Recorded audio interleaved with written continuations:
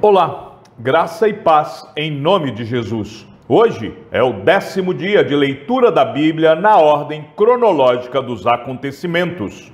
Eliú disse mais: vocês que são sábios, ouçam as minhas palavras. Vocês que são instruídos, escutem o que vou dizer. Porque o ouvido avalia as palavras, assim como o paladar prova a comida. Escolhamos para nós o que é direito. Conheçamos entre nós o que é bom. Porque Jó disse: sou justo, e Deus tirou o meu direito. Apesar do meu direito, sou considerado mentiroso. A minha ferida é incurável, embora não tenha cometido nenhum pecado. Será que existe outro homem semelhante a Jó, que bebe a zombaria como se fosse água? Ele segue o caminho dos que praticam a iniquidade e anda com homens perversos. Pois disse: de nada adianta ao homem ter o seu prazer em Deus. Por isso, vocês que têm entendimento, me escutem. Longe de Deus o praticar ele a maldade, e longe do Todo-Poderoso o cometer injustiça. Pois Deus retribui ao homem segundo as suas palavras e paga a cada um conforme o seu caminho. Na verdade, Deus não pratica o mal. O Todo-Poderoso não perverte o direito. Quem lhe entregou o governo da terra? Quem lhe confiou o universo? Se Deus pensasse apenas em si mesmo e fizesse voltar para si o seu espírito e o seu sopro, toda a humanidade morreria ao mesmo tempo, e o homem voltaria ao pó. Portanto, se você tem entendimento, escute isto. Dê ouvidos ao som das minhas palavras. Se Deus odiasse o direito, será que poderia governar? E será que você quer condenar aquele que é justo e poderoso? Será que alguém diria a um rei: você não vale nada? Ou diria aos príncipes: seus perversos? Quanto menos diria isso àquele que não privilegia os príncipes e que não favorece o rico em prejuízo do pobre, porque todos são obra de suas mãos. De repente, morrem no meio da noite. As pessoas são abaladas e passam, e os poderosos são levados por uma força invisível. Os olhos de Deus estão sobre os caminhos do homem e veem todos os seus passos. Não há trevas nem sombra profunda o bastante, onde os que praticam a iniquidade possam se esconder. Pois Deus não precisa observar o homem por muito tempo antes de o fazer comparecer em juízo diante dele. Deus arrasa os poderosos sem os inquirir e põe outros em seu lugar, porque ele conhece as obras deles. De noite os transtorna e eles são esmagados. Ele os castiga como se fossem ímpios à vista de todos, porque se afastaram de Deus e não quiseram compreender nenhum de seus caminhos. E assim fizeram com que o grito dos pobres subisse até Deus, e este ouviu o lamento dos aflitos. Se ele se calar, quem o condenará? Se encobrir o rosto, quem poderá vê-lo? Mas ele está acima dos povos e das pessoas, para que o ímpio não reine e não haja quem iluda o povo. Se alguém se dirige a Deus dizendo: sofri, não vou pecar mais. Ensina-me o que não consigo ver. Se cometi injustiça, jamais voltarei a praticá-la. Será que Deus deve recompensá-lo segundo o que você quer ou não quer? Será que ele deve dizer: escolha você e não eu? Diga o que você sabe, fale.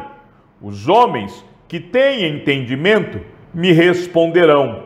O sábio que me ouve dirá: Jó falou sem conhecimento, e nas palavras dele não há sabedoria. Quem dera Jó fosse provado até o fim, porque ele respondeu como um homem iníquo, pois ao seu pecado acrescenta rebelião. Entre nós, em tom de zombaria, bate palmas e multiplica as suas palavras contra Deus. Eliú disse ainda: você acha que é justo dizer: a minha justiça é maior do que a de Deus? Por que você diz: de que me serviria ela? Que proveito tenho se eu não pecar? Eu darei a resposta a você e aos seus amigos também. Olhe para o céu e veja, contemple as altas nuvens acima de você. Se você peca, que mal causa a Deus? Se as suas transgressões se multiplicam, que prejuízo isso poderia trazer a ele? Se você é justo, o que está dando a ele, ou o que ele recebe da sua mão? A sua impiedade só pode fazer mal ao homem, e a sua justiça só pode dar proveito ao filho do homem. Por causa das muitas opressões, as pessoas clamam por socorro contra o braço dos poderosos. Mas ninguém diz: onde está Deus, que me fez, que inspira canções de louvor durante a noite, que nos ensina mais do que aos animais da terra e nos faz mais sábios do que as aves dos céus? Clamam, porém, ele não responde, por causa da arrogância dos maus. Só gritos vazios Deus não ouvirá. O Todo-Poderoso não lhes dará atenção. Jó, ainda que você diga que não o vê, a sua causa está diante dele. Por isso, espere em Deus. Mas agora, porque Deus, na sua ira, não está punindo, nem fazendo muito caso das transgressões, você abre a sua boca com palavras vazias, amontoando frases sem sabedoria. Eliú seguiu falando e disse: mais um pouco de paciência, e eu lhe mostrarei que tenho mais argumentos a favor de Deus. Trarei o meu conhecimento de longe e atribuirei a justiça ao meu Criador. Porque, na verdade, as minhas palavras não são falsas. Quem está diante de você é senhor do assunto. Eis que Deus é grande e não despreza ninguém. Ele é grande na força da sua compreensão. Não poupa a vida do ímpio, mas faz justiça aos aflitos. Deus não tira os seus olhos dos justos. Pelo contrário, os assenta no trono com os reis para sempre, e eles são exaltados. Se estão presos com correntes e amarrados com cordas de aflição, ele lhes faz ver as suas obras, as suas transgressões, e que se mostraram arrogantes. Abre-lhes também os ouvidos para a instrução e ordena que se convertam da iniquidade. Se o ouvirem e o servirem, acabarão os seus dias em felicidade e os seus anos em delícias. Porém, se não o ouvirem, serão passados pela espada e morrerão na sua cegueira. Os ímpios de coração alimentam a ira, e quando são aprisionados por Deus, não clamam pedindo socorro. Perdem a vida na sua mocidade e morrem entre os prostitutos cultuais. Deus livra o aflito por meio da sua aflição e pelo sofrimento lhe abre os ouvidos. Assim, também a você, Deus procura tirar da angústia e levar para um lugar espaçoso, em que não há aperto, e para o conforto de uma mesa cheia de comida saborosa. Mas você se enche do juízo do perverso, e por isso o juízo e a justiça o alcançarão.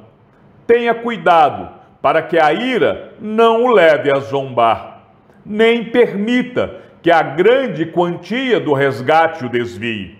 Será que ele levaria em conta as suas lamúrias e todos os seus grandes esforços para que você se veja livre da sua angústia? Não suspire pela noite, em que povos serão tirados do seu lugar. Cuidado, não se incline para a iniquidade. Você parece preferir a iniquidade à sua miséria. Eis que Deus se mostra grande em seu poder. Quem é mestre como ele? Quem lhe prescreveu o seu caminho?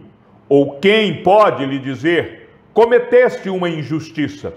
Lembre-se de exaltar as obras de Deus, que as pessoas celebram.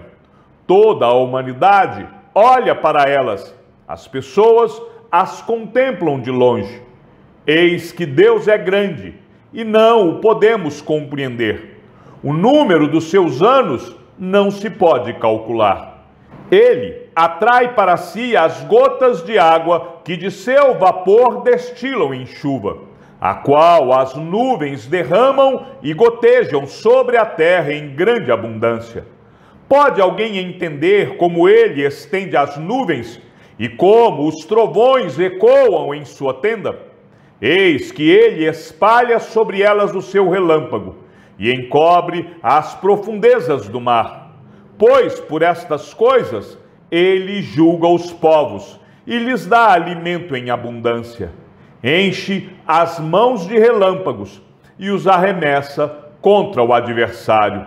O fragor da tempestade dá notícias a respeito dele, que é zeloso na sua ira contra a injustiça.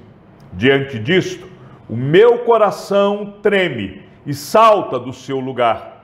Ouçam atentamente o trovão de Deus, o estrondo que sai da sua boca. Ele o solta por baixo de todos os céus, e o seu relâmpago chega até os confins da terra. Depois deste, ruge a sua voz, troveja com o estrondo da sua majestade, e ele já não retém o relâmpago quando se ouve a sua voz. Com a sua voz, Deus troveja maravilhosamente. Ele faz grandes coisas que nós não compreendemos. Porque ele diz à neve: caia sobre a terra, e a chuva e ao aguaceiro sejam fortes. Assim, ele torna inativas as mãos de todos, para que reconheçam as obras dele. Os animais entram nos seus esconderijos e ficam nas suas cavernas. De suas recâmaras sai a tempestade, e os ventos fortes trazem o frio. Pelo sopro de Deus se dá a geada, e uma grande extensão de água congela. Carrega de umidade as densas nuvens, e do meio delas irradia o seu relâmpago. Então as nuvens, segundo o rumo que ele dá, se espalham para uma e outra direção, para fazerem tudo o que lhes ordena sobre a superfície da terra. E tudo isso ele faz vir para disciplina, se convém à terra, ou para exercer a sua misericórdia. Dê ouvidos a isso, Jó. Pare e pense nas maravilhas de Deus. Será que você sabe como Deus comanda as nuvens e como faz resplandecer o relâmpago da sua nuvem?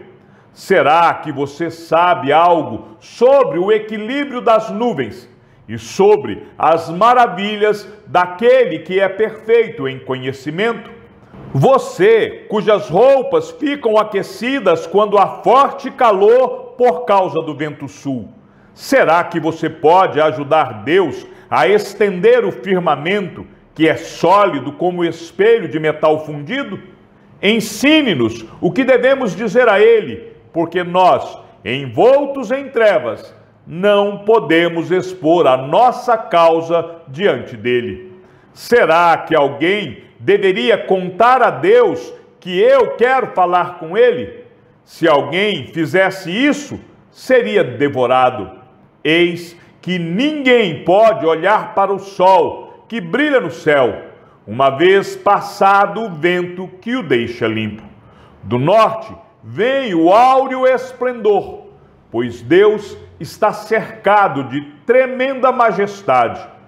Quanto ao Todo-Poderoso, não o podemos compreender. Ele é grande em poder, porém não perverte o juízo e a plenitude da justiça. Por isso, as pessoas o temem. Ele não olha para os que se julgam sábios. Chegamos ao fim da leitura de nosso 10º dia. Que o Senhor seja com teu espírito e que a graça seja com todos os que amam sinceramente a nosso Senhor Jesus Cristo. E ao Deus único e sábio seja dada toda a glória e que a sua vida seja sempre para mais em Cristo Jesus. Forte abraço e até amanhã, se assim o Senhor nos permitir.